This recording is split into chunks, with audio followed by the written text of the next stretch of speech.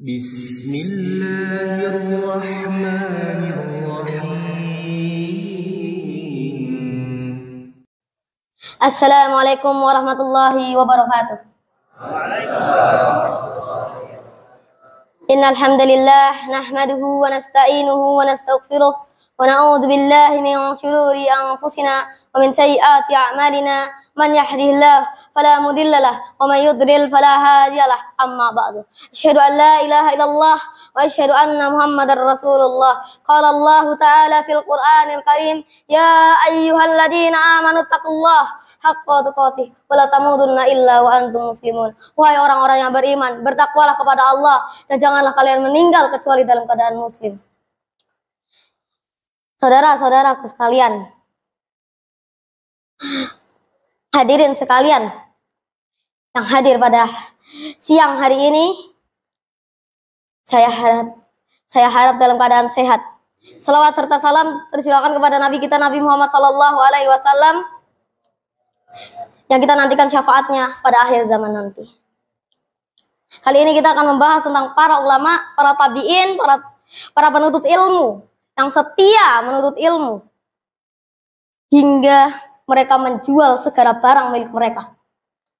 Yang pertama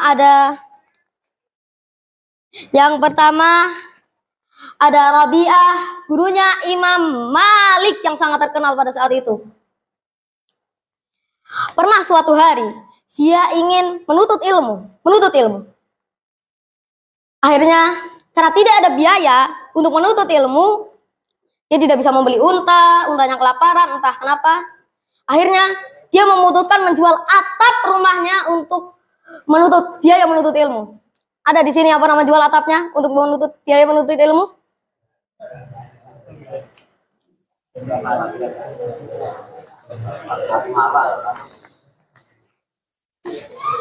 Yang berikutnya ada, karena Nabi SAW bersabda,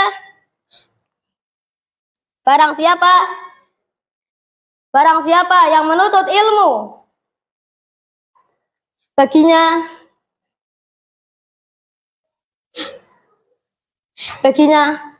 pahala. Karena menuntut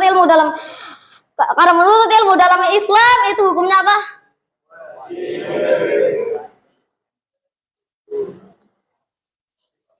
Banyak ulama yang menuntut ilmu. Sekarang menuntut ilmu gampang.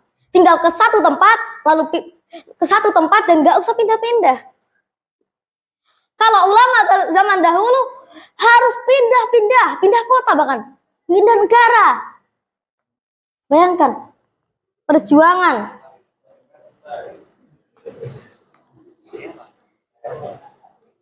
Hisham ad-Damaskus, saat dia mau mengikuti sebuah pengajian, dia jual rumah.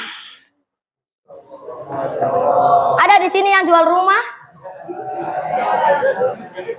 Dan setelah sampai di majelis, dia membuat sebuah kesalahan, lalu dipukul oleh asistennya,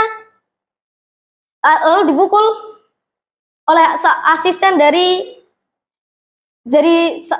ustadznya tersebut. Lalu apa kata dia? Dia menuju ke ustadznya. Qad zalamtani, engkau telah mendolimi diriku. Gini, menuntut ilmu tuh gini, fair. Mainnya serius. Depan ustadz senyum-senyum, besok nggak mau berangkat lagi. Takut dipukul. Gini ngomong sama ustadznya. Qad zalamtani, telah mendolimi diriku. Lalu apa kata ustadznya tersebut? Ustadznya juga sangat kesatria. Dia mengatakan, lalu apa konsekuensinya? Apa yang harus saya balas agar engkau menghalalkan kesalahanku? Lalu dia berkata apa? Ajari aku 15 hadis. Karena dia dipukul 15 kali.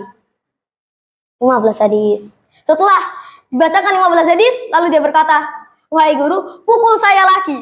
Bayarannya hadis lagi. Menuntut ilmu, bayangkan. Rela dipukul demi dapat hadis.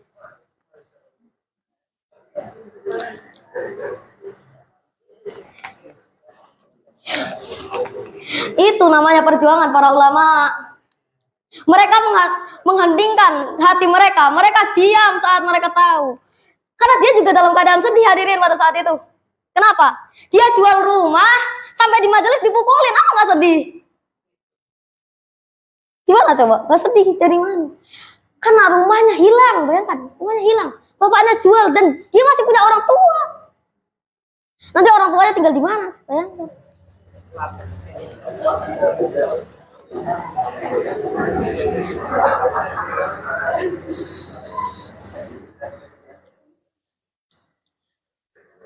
Ya Nabi bin Amir, salah satu tabi'in, dia berkata, sepanjang saya menuntut ilmu agama, saya mengumpulkan hadis, telah terbuang dari saya, terhilangkan, terhapuskan dari saya alfi dirham, 1 juta dirham. Setelah dia tidak memiliki uang untuk menuntut ilmu, apa yang dia lakukan? Dia jual sandalnya, dia nyeker pergi ke majelis.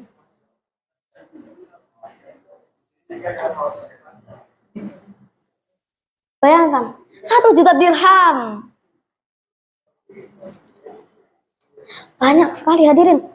1 juta dirham hanya untuk menemukan beberapa hadis mungkin. Dan jangan berpikir bahwa kita semua yang sudah terlambat, jangan berpikir seperti itu. Ada manakala saat ada sebuah kisah Bishr bin al-Abbab, dia dulu sebagai seorang anak muda yang hobi bersenang-senang, hobi bermain. Sampai suatu kala ada seorang pria mengetuk pintu rumahnya, lalu keluarlah seorang wanita lalu berkata, yang di dalam ini merdeka atau hamba? Dijawab sama wanita itu, merdeka. Engkau, lalu dikatakan oleh pria ini, engkau benar wahai wanita, karena kalau dia hamba pasti dia akan beradab dengan adab seorang hamba kepada Rabbnya. Akhirnya pria itu pun pergi. Setelah itu Bishr yang sedang ada di dalam rumah mendengar kata-kata itu, dan itu masuk ke dalam hatinya. Lalu akhirnya dia bertanya kepada wanita tadi orang itu pergi kemana? Ditunjukkan, lalu dia lari mengejar orang itu. Sampai di hadapan orang itu dia berkata, bisakah Anda ulangi apa kata-kata Anda sebelumnya? Setelah dia mengulangi kata-katanya sebelumnya, lalu dia Bishr langsung sujud. Insaf. Langsung taubat. Dan dia bukan hanya menjadi anak kajian, bukan hanya datang ke pengajian lalu pulang, bukan. Dia menjadi Syekhul Islam, Bishr bin al-Abbab. Begini, ini hijrah sesungguhnya. Hijrah pada saat muda, itu totalitas.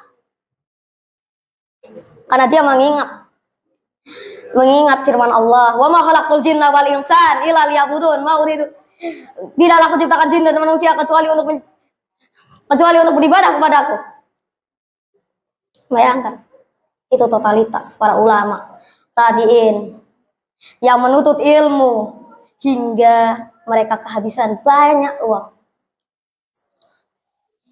Mereka menghabiskan hidup mereka, menghabiskan waktu mereka untuk mendapatkan beberapa hadis yang dikumpulkan. Mungkin bahkan mereka kalau mau mencari hadis harus mengeluarkan beberapa dinar. Pada saat itu mungkin 30 dinar, 1 dinar, berapa? 1 juta bahkan ada.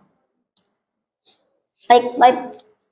Mungkin itu saja yang saya bisa sampaikan. Billahi taufiq wal hidayah. Wassalamualaikum warahmatullahi wabarakatuh.